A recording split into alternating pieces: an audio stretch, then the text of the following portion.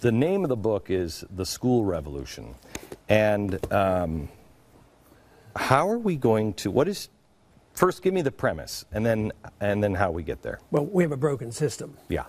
And we have to offer them something else. Now, homeschooling's been around for a while. In the 80s, we had to fight real hard to make sure they didn't close down all homeschooling, and that fight occurred in Texas. But most people now, and it's not just conservative, there's people from the other side of the spectrum who realize that the system isn't working. Every single day you see the violence in school, and kids getting out of school, and they go to college and they have to be taught how to write again and spell again. They have to learn their English. So the system is very much broken.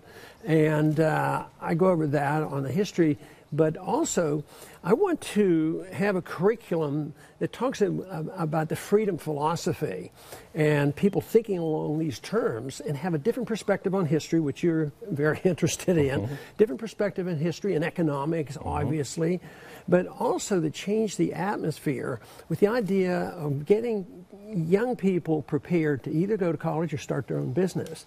And the easiest job is convincing people there's something seriously wrong with the system. That's easy. But unfortunately, you know, in Washington, you know, economics, things go bad, spend more money, print more money. And that's the way it is in education, too. They want to just spend more money on it. The problem is, though, and I know this as a homeschooling dad, my wife feels the same way, it's terrifying because this whole society has taught you don't have a certificate. You're not smart enough. You can't do that. Let professionals. If I hear that one more time, let the professionals do it. Give me a break, man. Look what you've churned out.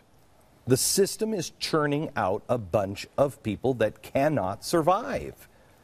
And homeschooling isn't like if I were required to homeschool. I happen not to have homeschooled, but let's say I was to homeschool in this day and age, and I've been through the sciences and medicine, but if I had to sit down and explain physics at this moment, you know, I'd have to work at it. It isn't like the parent has to know every single thing.